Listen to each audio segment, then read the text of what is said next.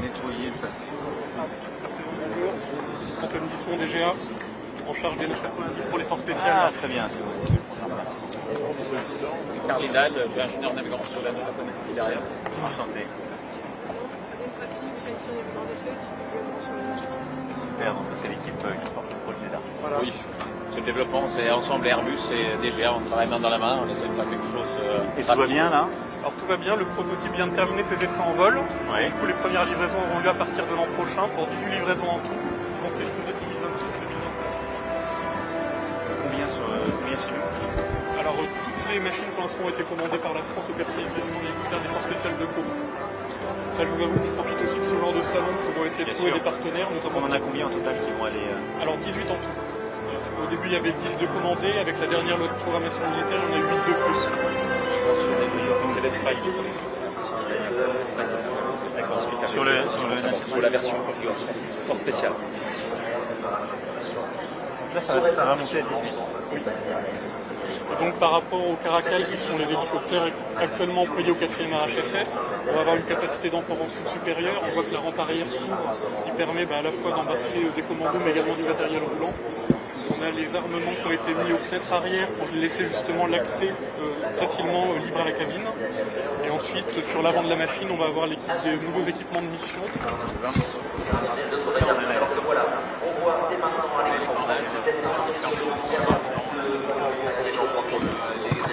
On a du mal à avancer un peu.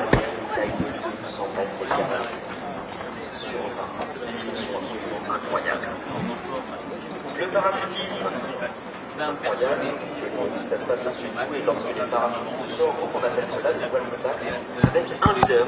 Exactement comme la Battle de France. Le leader aujourd'hui, c'est l'adjudant Sébastien, il est logisticien et c'est le parachutiste de tête. Sur sa gauche, l'adjudant Robin, il est mécanicien à avion. Il travaille également au centre air de saut en vol de la base aérienne d'Orléans. Sur sa droite,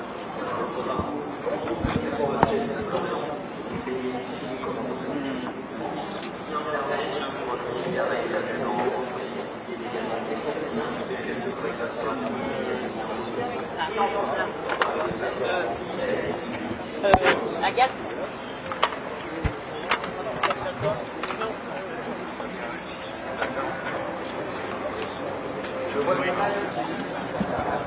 Vrai plateau, très courte. Bah là on voit l'opérationnalité. Complètement. Et ça, c'est vraiment les retours d'expérience. On n'a rien acheté en théorie.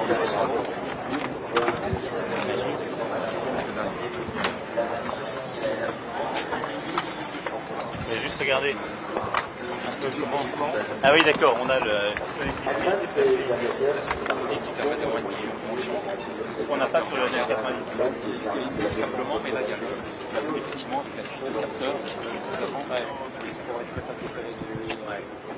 l'information commence à se séparer. Avec beaucoup d'optimisme pour l'export en fait. Et du coup, ça reste quand même un appareil qui a une rusticité, une résistance, une diversité, parce que c'est un truc comme ça, c'est ma crainte. Voilà, oui, en fait, le sujet de par la disponibilité, c'est par rapport à la marine, le système d'émission, la configuration. C'est pas un sujet NH90, on le voit sur le TTH, la disponibilité, elle est au rendez-vous. C'est un vrai appareil robuste qui a été déployé d'entrée en opération extérieure et l'armée de terre est très satisfaite. L'enjeu au niveau NH90, c'est finalement faire un système de mission de force spéciale, c'est un premier niveau, et quelque part dans l'évolution du programme, on fera monter en termes de capacité. L'enjeu marine, c'est de la disponibilité, on est en train de l'adresser et on voit tout de suite que la dynamique prend l'export. C'est un appareil des années 2000, le Black Hawk aussi des années 70. Dans la durée, on a un vrai atout compétitif. En fait, il occupe un segment que les autres concurrents, objectivement, n'occupent pas. L'entre-deux qui est hyper intéressant sur le terrain opérationnel. Et qui en plus, compte tenu de l'évolution des conflictualités, a beaucoup de sens. Ouais. Je crois que vous avez des militaires de l'armée de l'air qui sautent. Ah ouais. J'ai conclure, on pourrait ne jamais conclure sur le sujet de terre. Je pensais pas là.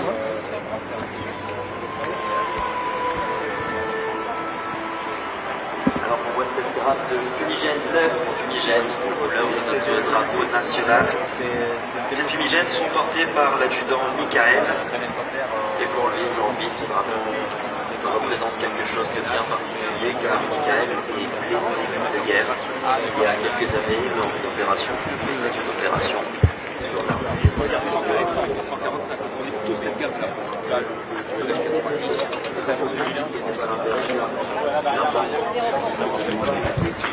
très bon. La façon, c'est une réhabilité, une opération, un long parcours de détail, aujourd'hui, car il est en danger.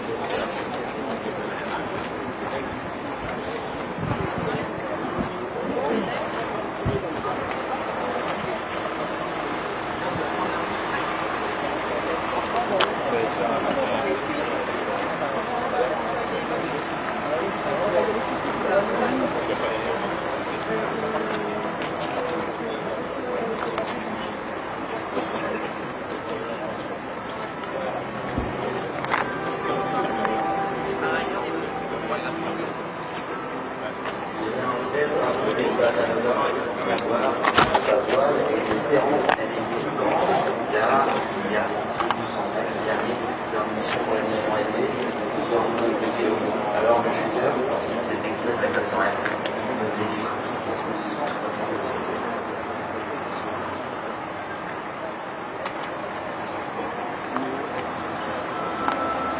On peut évidemment applaudir nos ambassadeurs parachutistes, l'équipe Phoenix.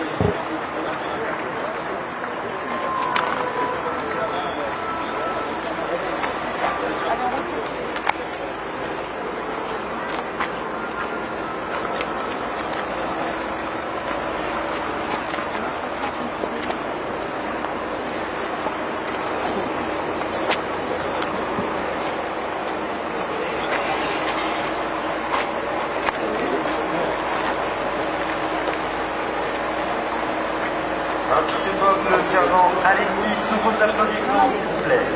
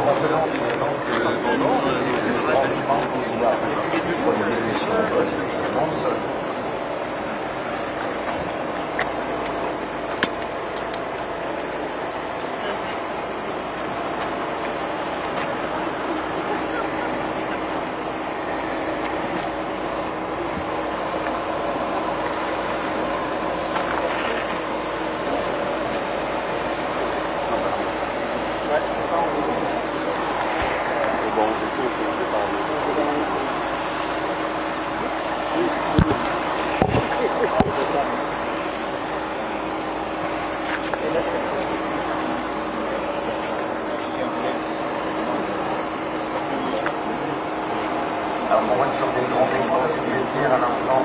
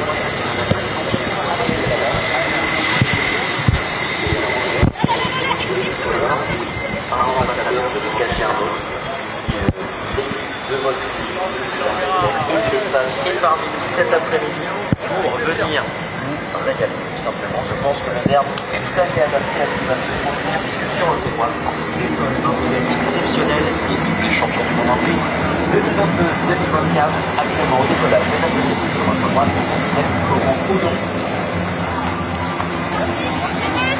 Allez, allez.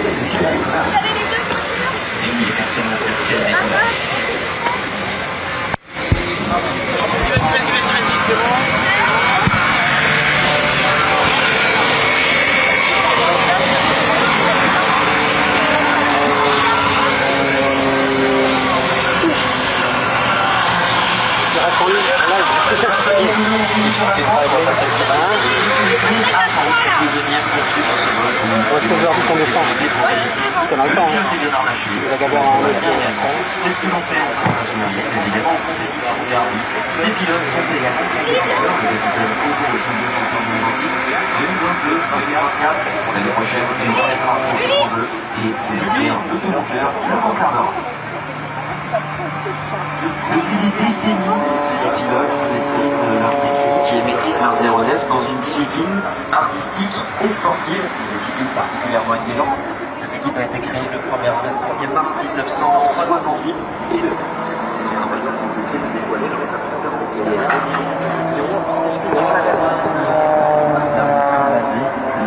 imposé commence à être un petit peu petit. Des années. Ça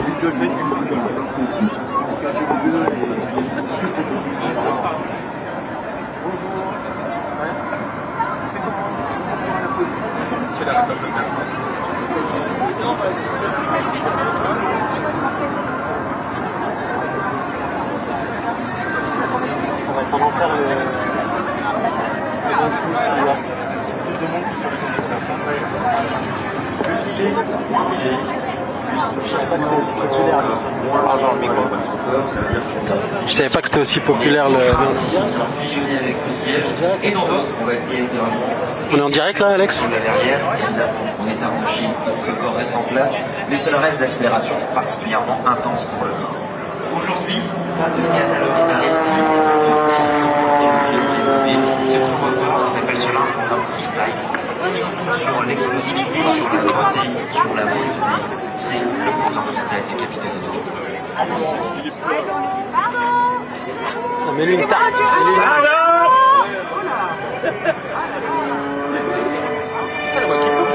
Je leur ai mis une tarte dans la derrière. De temps en temps, je mets la tête à l'extérieur et je fais bleu, bleu, bleu.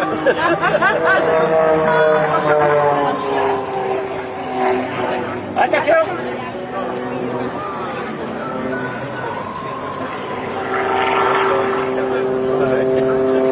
C'est pour moi, c'est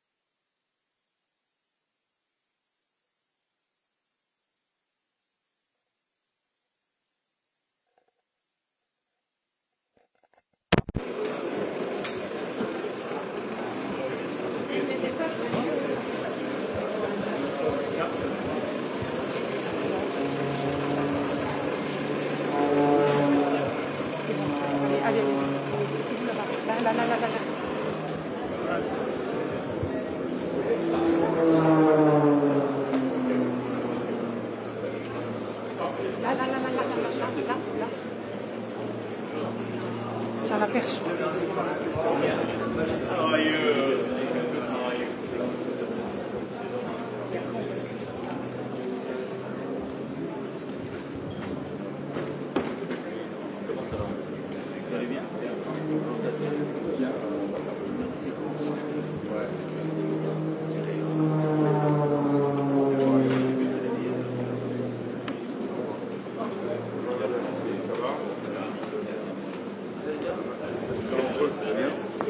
Ça va?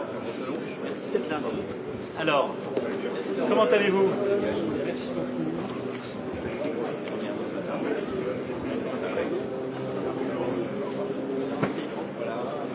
Comment ça va? Très bien. Tout va bien? Merci Yann pour les conseils. Ça va? Oui, c'est bien, je crois.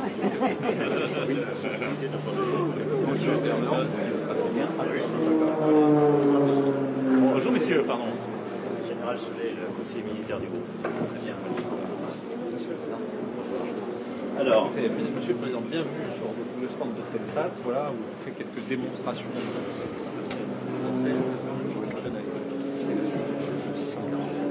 Voilà, vous avez une antenne qui n'est pas la politique, parce qu'on a une qui est un peu politique, parce qu'on n'avait pas amené, parce qu'ici, on doit amener une antenne militaire, donc une antenne, ça va être 12 kilos.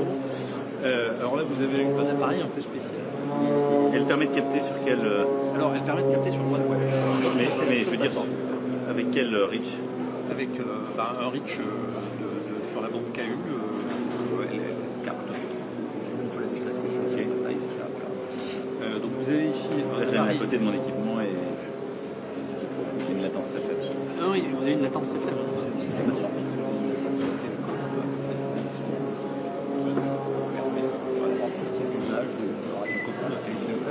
Alors là, vous avez un appareil un peu spécial qui permet, en cas de brouillage GPS, d'avoir un positionnement GPS par d'autres sources. Ah d'accord. Parce que je pense que le problème qu'ils ont, c'est qu'il y a du brouillage. C'est ça qu'on déploie avec MBS? Voilà, donc c'est ce qu'on déploie avec MBS, c'est ça, donc ce petit équipement qui permet de le connecter à l'antenne. Bonjour. Bien sûr, pardon, excusez-moi. Et en plus, ça passe par MBS parce qu'eux, ils ont des équipements sur le champ d'appel. Stratégiquement, c'est une activité qui est pas mal. Alors, on a 800 antennes qui sont sur le sol du Canada. On a à peu près chaque jour 550 qui se connectent. Il y a des choses qui peuvent être, parce qu'on a des oui, pardon, perches. oui, On va, on peut 2 minutes, ça vous embête pas? On fait sans les perches. Ouais. Merci. Sympa.